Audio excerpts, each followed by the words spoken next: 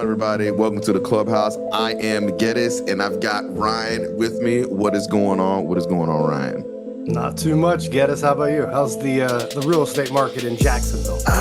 It is what it is. I mean, it's not slow. It's not busy. Everybody's scared. People need to understand that the market is the market and the race is the race, and this is what it is. So, regardless of who you want to vote for, when you're ready to buy, you're ready to buy. You're ready to sell, you're ready to sell. Regardless. There you go. I gotta wait till interest rates get back down to 3, though. Yeah, not gonna happen. It's not gonna happen. Not for a while. Yeah, exactly. And if it does happen, then that means we are all eating in the economy. So that would be great if it got down that low, but I don't see it. So I wanted to ask you a question before we get into the show. So I don't know if you're on Facebook or anything like that with on Facebook that much or whatnot. So unfortunately. I made this post, right? Of course, I got 2 kids. They're little ones, right? My son is going to be 4 tomorrow, actually. I think he's crying. You may actually hear him in the background. But I had this battle with him when it came to eating his vegetables. Now, my son is like me, right? He's very hard-headed, stubborn, and he's willing to cut his nose to spite his face in order to win the war. Yep. That is how I am. So I said, you know what? We got to start eating carrots. So you're going to eat your carrots. This kid refused to eat it, said, I don't care. So I did it the nice way, right? You know, you got parents that are like, you got to do the soft parenting thing. And I always try that first. Yeah, so I was like, okay, fine. If you don't eat it, you don't get dessert. So he's like, or you don't get dessert, you don't get snack. He's like, all right, fine. I don't want dessert. So the next day comes along. So I said, hey, I was like, before I even got it out of my system, he's like, I was like, hey, super. And he's like, I don't want dessert. I'm like, you don't want dessert? I was like, yeah, I don't want dessert. I don't need dessert. He knew it was coming before he even presented it. Before I even presented it, he knew it. So he's like, I don't want dessert. I don't need snacks. He was walking around the middle of the day. I don't need any snacks. I don't want snacks because he just didn't want to eat his vegetables. And it's not like he didn't like carrots. He just didn't want to try it. So I was like, you know what? We're done with the soft parenting thing. So what I did is I told my wife and my mom, we're in the next gen with them. And I said, I need y'all to leave. And so they leave. And I sat him down. I sat him down on the counter. So he couldn't get off and run away. And I said, you're going to eat your vegetables. And he goes, no, I'm not eating my vegetables. I'm like, you need to eat them. He's like, I'm not eating them. So, okay, cool. So I stepped back away from the counter. He's like, can I get down from the counter? I'm like, absolutely not. You're not getting down from the counter. You're going to eat your vegetables or you're going to fall. So because he didn't want to eat his vegetables, he says, ask me, can he fall off the counter? And I'm like, no, you're not going to fall off the counter. This is not how this works. So I took him off the counter and I sat him down in this chair and I said, you're going to eat these carrots. Put the timer for 5 minutes on the microwave. He sits there, 5 minutes goes by, doesn't want to eat his carrots. I'm like, all right, cool. That's fine. So I set the timer again for 5 minutes. And I said, in 5 minutes, I'm going to turn the lights off. 5 minutes goes off, doesn't want to eat it, turn the lights off. He sits there, gangster as he is, doesn't even care. He's just chilling, whatever it is. And I'm all right, cool, that's fine. So I set the timer again. I said, in 5 minutes, I'm going to leave. And he goes, wait, what? And I'm like, yeah, I'm going to leave. And I'm going to leave you in here by yourself in the dark. So he starts to lose it. So he starts to lose it. No, you're not going to do that. You're staying. And I'm like, I'm not. So it gets to like a minute left. And now he's like panicking. So I flip the light on and I'm like, you're going to eat your carrots. And he's like, but I don't want to. So he's like now he's having this conflict in his mind where he has to decide now what's worse, the vegetables or sitting in the dark alone. So he goes, fine, I'll eat them. And he ate them, broke them. He sat there and he ate his daggum carrots. So now every day, so he tried to do it again another day. I flipped the lights off, put the timer for 5 minutes. He just went straight and ate it. So now he eats his carrots every day. And he comes to me and he says, every time, I ate my carrots. I told my mom, I was like, we're going to do this for a week, 2 weeks, see if he keeps eating it. And of course he eats it now. And he's like, so now he comes to me, I ate my carrots. Can I have ice cream now? He gives a little fist bump. And I feel accomplished now as a parent that, one, I don't care what any of you soft parents think, like this soft parenting stuff or whatever, it does not work, especially when you have a son like myself. So I was going to ask, like, especially when you have a gangster, you know what I'm saying? Like, it doesn't work that way. Like, if you had a situation like that, you had to take hardcore measures in order to get something done that these, I don't want to say what they are, but like these soft parents, parenting parents try to do. Yeah. Well, so wait, how old's your son? He's 3. He'll be 4 tomorrow. Or okay. today, if you're listening to this podcast. He sounds as stubborn as my oldest daughter, who just turned 6, and she, because they say the logic part of the brain doesn't form till like age 7 or something, age 7 or 8, which drives me nuts. Right. So it's like, what are they? But she's so stubborn, and it's the same thing. So getting to like bedtime, like when she transitioned to crib to an actual bed where she could get out of all night long, whatever. I looked online. It was like, how do you keep them to sleep in their room, all that stuff. And it just kept saying, just when they get out of bed, just pick them up, be quiet, don't say anything, just pick them up, put them back in bed, tuck them back in, tell them you love them, good night, and just keep doing it until they stop, until they stay in the bed. So I'm stubborn. I was like, I'm going to do this one night. I'm just going to keep putting her back in. We'll see how long this goes. So I did it. She'd run out of the bed, pick her up, put her back in bed. Good night, leave. She'd be right back up. I go and do that. So I did this about a handful of times, and she just kept going because she is as stubborn as me, if not more. And so I started counting how many times I was doing this because I just wanted to see, what is happening here. So I counted, and I shit you not, she got out of that bed. I mean, I picked her back up and put her back in bed. It was over 70 times. What? 70 times. And she just was, hysterical, crying, just getting out of bed. And she finally broke me. And I was like, I'm done. I was like, I'm done. I was like, I told my wife, I was like, you can go and do it if you want. But I was like, I'm out. And so she broke it. And what we ended up doing to get her to stay in her bed, I didn't like take the doorknob off and lock it or turn it around or whatever. But we just basically started, all right, we'll stay in the room. Well, you go to sleep. And it became, all right, we'll sit at the end of the bed. Well, then we'll stand at the end of the bed. And then it became, a couple nights or a week.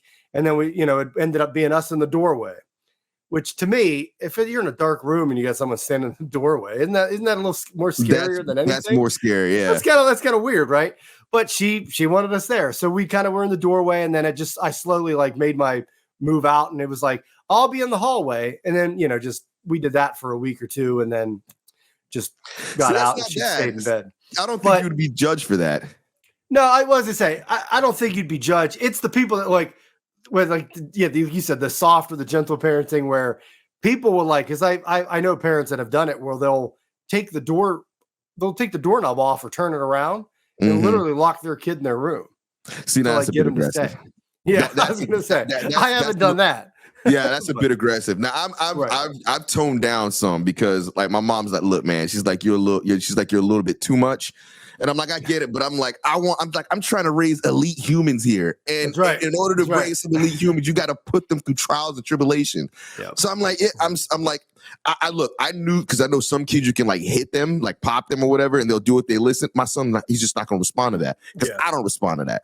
So I was like, you know what? I'm not going to. And I told my wife, I told my mom, I told everybody that's my little brothers or sister or whatever. I'm like, I know the only way that I get him to do anything that I want him to do is if I break him. He has to look. He can fight the world. I want him to be like that. Fight the world. Take over countries. Do all of that. Be strong. Be powerful. Be masculine. Stomp and crush the buildings. I'm fine with that. You just can't do it to me. Right. That's it. You just can't do it to me. You can do it to the entire world. You just can't do it to me. As long as you don't do it to me, we're good. That's it. Right. I run this house. You can run the world. I run this house. As long as you're in this house, Geddis is the King Kong. I'm King Kong here. You could be King Kong to the world. That's the way I see it. There you go. No, but you're, I mean, and I, like I said, there's a million different ways to parent. There's gentle parenting, people, like you said, hit kids. They don't, they respond or they don't. Nothing pretty much works for my kids. And I don't know if that's most kids, but nothing really works. So you really have to, because, then my daughter's 6 and I mean, she had attitude at age 4 and it's just, she gets that from you. I don't know. I don't know if it's the red hair or what, because they always say, oh, redheads are crazy and this and that. I mean, I was getting in trouble and stuff in kindergarten and grade school, but I don't know, man. I don't know if I had attitude with my parents. At least I don't know if I remember, but I might. Yeah, we don't remember that. They get it from somewhere. Just like our parents, when they're grandparenting your kids, I swear they don't remember shit about your childhood. They don't. And you're like, you did this. And they're like, oh, I don't remember that. You know, they don't remember nothing. And then they treat their grandparents, they treat their grandchildren. Like parents love their kids, but they love their grandchildren much differently. Yeah. And I'll be like, you'll look at them and be like, who are you? Right, exactly. Who are you right now? They don't eat all their food, but they get cake at the night. And then I'm like, wait a minute, wait. I'm like, they got snacks because they were hungry, but the reason why they're hungry is because they didn't eat their dinner. I'm like, Ma, what? See, but anyway, the food thing too. Thankfully, with my kids like they like fruits and vegetables. So like not everything, but like cucumbers, strawberries, blueberries. Like they'll eat fruit. My kids will eat fruit. They just my son like, just don't eat vegetables. He won't eat them. Yeah, but they eat more than like I know I ate as a kid, and I eat now. So like we never really had that issue with that. But like the dessert thing is definitely does work for my kids most of the time. Like, hey, finish your dinner. Eat this much, and you can have a cookie or ice cream or whatever. But I wish that worked on mine. It just doesn't. Right. it doesn't work. And that's the other thing too. Like my kids will eat a lot of stuff, and like my oldest is now, I think, because she's in school and she sees them like buying lunch, other kids buying lunch, and so she's been like branching out and trying more things and eating more things. But like pizza and pasta, which as a kid I would have like killed 2 kids to eat pizza and pasta. They don't really like.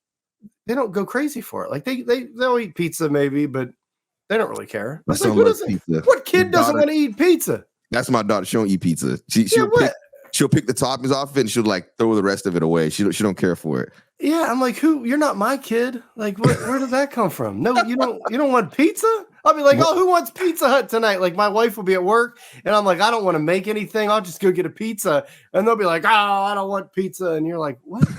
I want vegetables. Yeah. And you're just like, I'm like, who are you? We're kids. Hey, kids are kids. They do what they do, I guess. I don't know. Right. So, all right. So let's get to the meat of this episode here. So I guess the North Shore 9 crew just got back from Bradenton, right? A lot of content was made, a lot of good content, a lot of good commentary. I see Cody was out there doing his what is it? Not color commentary, but he was doing what are those field analysts? The on-field analyst, or sideline reporter. Yeah, he was sideline reporter. There it is. It was good. It was good. I wanted to get your opinion on how the year looks, or at least I guess how the year looks to you, and what you think the NS9 crew thinks about this upcoming year. Yeah, and I've been giving them a little bit on the group chat because, look, I get it. They just got back from spring training, and yeah, they did a great job down there. They what's that? Are they fanboying? I think they have got they're I don't know what they were drinking down there, but they got a little bit of the Kool-Aid, I think, right now. And like I said, I get it. Spring training's a fun time. They down there, they did a lot of stuff. They were had credentials, did the pregame on the, from the ballpark, inside the ballpark and everything. So, you come off that, hey, it's spring training, Geddis, hope springs eternal. Everybody's in first place. It's, anything can happen. The Pirates could do it. And we went from this whole offseason of where Pirates weren't signing this pitcher, they weren't signing that pitcher, and they went the cheap route, and they made a trade and got somebody that, hey, he's got an injury, and he had a good season 3 years ago. It might turn out okay. A lot of ifs, a lot of uncertainties. And you heard it from Jim and Donardo and Tyler, and they were rightfully so getting on the front office for it. But like something's in this last month since the baseball started, they're like way. Like they're drinking the Kool-Aid. They're way too high on this season, in my opinion. And I just know very optimistic. They're very optimistic right now. That's the vibe I get from all their shows. Starbucks, the post games, NS9 Live. I just feel like they're a little too optimistic right now. And I get it. You're not going to rag on the front office the whole season because what's done is done. That's what people get on us on Twitter when we're too negative. And it's like, well, why are you going to argue about that? They're not going to spend money. Nothing. He never spends. So blah, blah, blah. Why talk about it?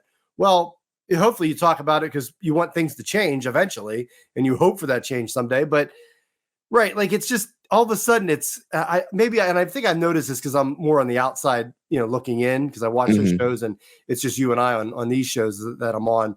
But I feel like, I've just picked up on that vibe that they're really, really positive about this season. And hey, there's guys, Cruz down there has come off this injury and is like murdering the ball. Like he's homering like pretty much every game. Hayes looks great. Henry Davis is coming around. It looks like he's catching, he's hitting home runs. Like he looks like he's going to be the number one, pick that we thought he was. So like there are positives to sit there. But again, it's spring training. You don't know, like these stats are irrelevant. So like, you don't really know, but as a Pirate fan, as a Pirate fan, like I know where this is going to go. Like I see it happening. Like last year they started, I think 20-8 to start April. And everybody was going crazy, and then they pretty much went off a cliff after that. Yeah, the bottom fell out. Yeah, I have a feeling they're going to start like very poor this April, and I don't know where it's going to come from. If it's just everybody's not going to hit all of a sudden after everybody seems to be hitting in spring training, or it's going to be the pitching staff, which is probably going to be the downfall because they didn't get too many pitchers. They got a lot of guys that they barely, I think, have 5 like pitchers that don't. They have about 2 guys that like you could say they're like you can rely on them every 5th day, and not like, well, if he stays healthy and this and that. Like they have a lot of these guys that like, they might be a starter, they might give you 150 innings, but we don't know. And another thing too, like the depth. Like if an injury or 2 happens to a pitching staff, which happened last year, it's pretty much a given that it's going to happen. Like you need that depth, right? If 1 or 2 of those injuries happens, especially if you get like something like somebody blows his arm out or something, like it could be real bad. So I just wanted to talk about that because I just see it like it's just setting up to go poorly. That's what I see. Well, so this is the only way that I can describe it. For those who don't know, I'm a diehard Jacksonville Jaguars fan, and during the start of free agency, I was losing my mind, and I made posts about it and everything like that, and people weren't understanding where I was coming from because, like, Calvin really didn't get re-signed, right? He went to the Tennessee Titans, and they grossly overpaid for him, in my opinion, regardless of the fact they got him and we don't have him. We didn't get better. We're just regular. And I was losing my mind. I was like, this is unbelievable. Do you see what the Texans are doing? We have to beat the Texans. We can't beat them the way we're currently constructed. Right. They're projected by ESPN. They did the best in free agency. I was losing my mind. Right. But then I woke up this morning and I felt good for some reason. No clue as to the reason why. Then I see that ESPN had the Jaguars rated 2. For in free agency, second in free agency. And I was like, okay, I feel better. I didn't want Gabe Davis. Now I'm thinking about Gabe Davis. I'm like, damn, maybe Gabe Davis would do very well in our team because our team is not built the same way the Bills are.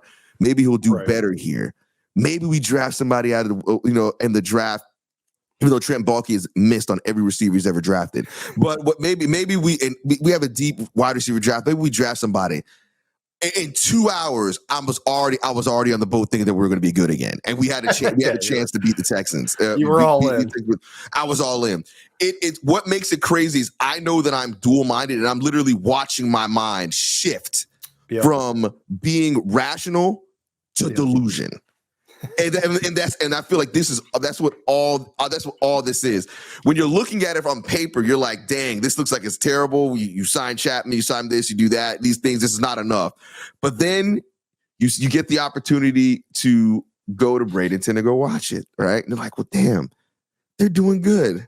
Yep. Then you start to inject the heroin in your veins because you're just like, this is like, oh, damn, like if what did do us Bryant, whatever it is, Key Bryant, whatever it is. Brian Hayes. Brian Hayes, right? If he starts to do well, and O'Neal Cruz is like, damn, could he be like, a Judge type player? Could he be that kind of guy? Then you start to think about what could be.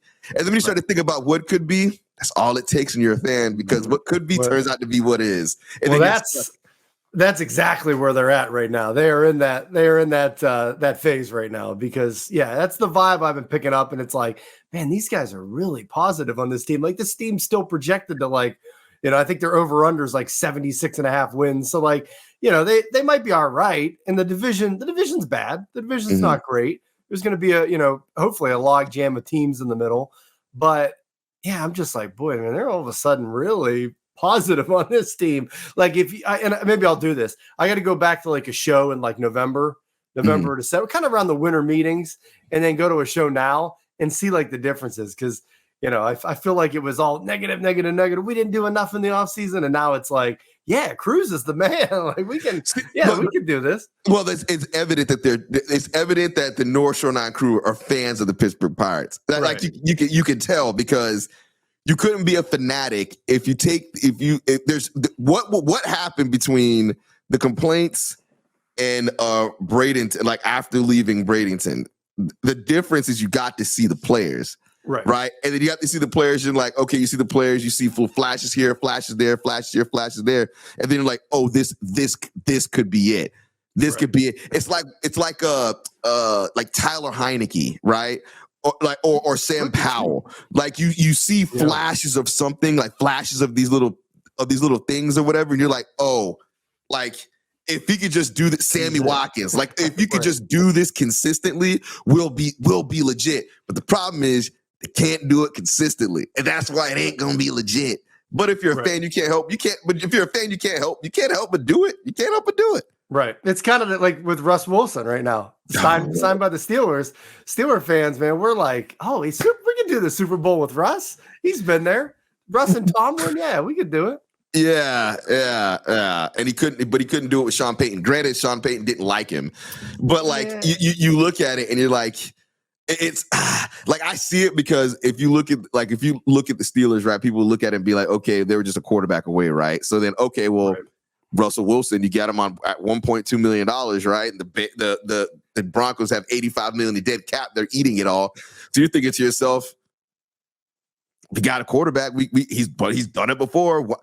You drink the Kool-Aid. That's what the interesting thing is about fans that do podcast or whatever, is because there's still the fan element, and it's hard to be objective when you're also a fan. Yesterday I streamed, and me and my brother talked about the Jaguars, and it was a lot of emotion, a lot of feels.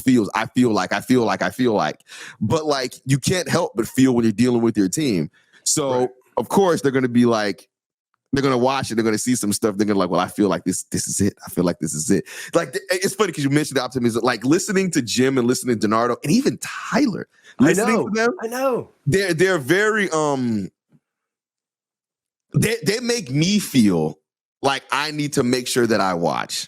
Right. Because this could be the season where something magical happens. Yeah. And don't get me wrong, the Pirates are on that. I mean, they did a whole rebuild. They are on that trajectory where it should start going up now, to where you are competing. But like, again, 3 months ago when we went through this offseason, and the baseball offseason's like, the free agency is like still going on. Like, it's so weird how they do it. But we went from that where, this team this is the time to add, go get the big, go get a legit starter, go get this guy, add to the depth. They did none of it basically. And they went the cheap route, and then they bring in we'll bring in this former number 1 prospect on a minor league deal, and maybe it'll work out. And I just saw, I just started listening, it was like they flipped the switch, North Shore 9. Like all of a sudden it was like, oh, this deal could work out. And it was like, but the game started. And like you said, you start seeing a couple home runs from a couple guys, and they win a game. And Paul Skeens looks great, which he's not going to start up in Pittsburgh anyway, because they're going to put him down for a while. And so it just is what it is. But I'm telling you, I can just see where it's going to be bad. I have like a bad feeling that they're going to have this awful start. And just be like, and then you'll see Tyler on here all of a sudden flip the switch again, and he'll be flipping out about all of them, and Ben Cherington and stuff. So yeah, it's just something I noticed with the North Shore 9 vibe lately, but it makes sense. Spring training's going; they were just there, and they got intimate with the players and everything. Right. So how do you see this? So how do you see this playing out then? Like, the season? Yeah. So you're more real, it seems like, about this. Let me not say real, but you're more down to earth on this. So what do you see happening? You see a 76 season, 76 win season? Like, what did you see? Yeah, I think it's going to be more of the same. And like I said, I could see where it's all about expectations. Like last year, nobody was really expecting much from them. And I think their over under was like in the 60s, like it was low. And, they destroyed that over. And we kind of all knew, like a lot of people were like, oh, take the over, which, the fans are going to do that anyway. Right. But a lot of, but they did better. Like they kind of surprised more people. I mean, they still weren't good, but they did better than what we thought. This year, I feel like heading into the season, like people are expecting a lot higher. So like, I'm always like, oh, it's going to go bad. So I think they could be under 76 wins. I just think it's going to be more of the same. I think a lot of, again, the young guys like Cruz is coming off the injury. He's looked great, but we still haven't seen like a half season from. Like we still need to, a lot of these guys are so young. They need to get a full season in, need to get that consistent reps and just kind of show what they are. And then you can kind of add from there. But they're going to have to add other pieces, or they're relying on every single one of these prospects and top draft picks to hit. And that from any sport, it's just not, it doesn't work that realistic. way. Yeah. So there's going to be busts. There's going to be guys that don't work out. But again, it's that potential, it's that potential that's there that people see. And hey, if everything works out right, the Pirates could compete for the division because it is a bad division. I think they could. Their range of outcomes is kind of, I think, wide, but again, it just never works out well for the Pirates. And there's a lot of ifs in that rotation and a lot of their young guys. I mean, they have young guys and they really don't have a full rotation. So it's like, they're going to have a lot of question marks and it's probably not going to work out. So I could see it being worse than a lot of people think. I don't think they'll lose 100 games or anything. I think their floor has come up to where they can be. But I'm not going to sit here and be like, oh, we're competing for the division. Let's go. You don't think that you may have a little bit of PTSD from this?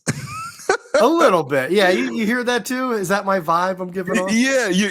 So I would say this. I would say I just know what to expect, I guess. You sound a little pessimistic. A little bit. Yeah. Because and that's my personality in general. Like, I don't like to get too far ahead of yourself anyway. Like, even if the team won 90 games last year and they were in the playoffs and they're like one step away, like I would still be like, hold my breath. Like, all right, hold on. Like, cause you're kind of, as a Pirate fan, you're kind of always waiting for that shoe to drop or that somebody to blow out their arm or, something to just go wrong. So that is that. There was a lot of that there. Didn't Jim had a pretty bold prediction, didn't he? I forgot what it was for the team, or I think he had it was Sawinski, Jack Sawinski. He thought that was going to be his big breakout year. Yeah. What do you Which think it could be, but again, it's all what ifs and, what Jim Morris say back in the day, shoulda, woulda, coulda, like right. We just don't know yet. It's like, if everybody hits and lives up to their potential, their, ceiling. Yeah. Well, the Pirates will kick some ass, but that it just doesn't happen. Like, it just doesn't happen that often in reality. It just doesn't happen. Yeah. But I'm telling you, it was like the switch flipped. And I noticed it watching, from the outside in, and like, just, like listen to them in the group chat and stuff too. Like, just when signings would, like, I think when they signed Brent Honeywell or somebody else to a minor league deal, like a former top guy, top prospect that never really did anything. We signed him, and it went from, we could have went and got this guy to, well, they're going to, this isn't that bad of a pickup. Like, it might work out. It's extra depth. And it's like, you guys like flipped the switch here. And it just happened right around that spring training. They drank the Kool-Aid, which look, I can completely understand. Like I said, I did the same thing with Gabe Davis after flipping out and making a post, and I didn't want this guy. Now it's like, maybe he could pan out. I don't like to use the word delusion, but it's you start to look through things through rose-colored lenses because it's like fans are delusional. Well, yeah, I mean they're fanatics. That's what it comes from. So I'm not necessarily mad at it. It's just interesting to see it, especially when I'm somebody who's actually currently I'm watching myself flip from being realistic about what I could expect to now being more deluded. So like back in 2022 when everybody was like screaming it was always the Jags, like when people said that, they truly believed it because like I believed it when I said it because we were just we were just deluded. Like when Trevor threw 4 interceptions in that playoff game against the Chargers. Yep. And it was so ridiculous being there because we're like, as long as we score a touchdown before the end of the half, we score a touchdown and everybody in the stadium knew we were going to win the game. No one left. That was when they were up big, right? Yeah. Nobody left because we're deluded fan base. So we all sat in there and we waited and we watched it. And of course we ended up winning that game. So it's like we all knew it. Whereas the next year comes along, we're playing the Titans to try to get into the playoffs like we did the year previously. Yep. And we all knew we were going to lose that game. Like we all knew it. I watched the game and I was like, you know what? Right when Tennessee scored the first touchdown, I'm like, yeah, this is done. It's over. It's a wrap. Like you kind of just tell. And in those two, in this instance, I would probably lean more towards it's not going to happen because history has shown me that the Jaguars just don't. The 2017 and 2022 seasons are anomalies in the last 20 years. No, 20 years, right. 20 years. Yeah, they're anomalies. Whereas, you look at the Pirates in the same way. When was the last time they've been to the playoffs? What was it like 2015? Was it 15? I was 13, 14, and 15. Yeah, so you look at, so I can make the argument that those were anomalies. Yeah, in comparison to the grand scheme of things. In the last 30 years, yeah, it was a blip. Right, exactly. So I can understand how you can feel the way you feel because historically, if you base it on the data, you're correct. Right. Yeah, it's like you said, there's a lot of psychology and stuff, and that goes into being a fan and this and that, but.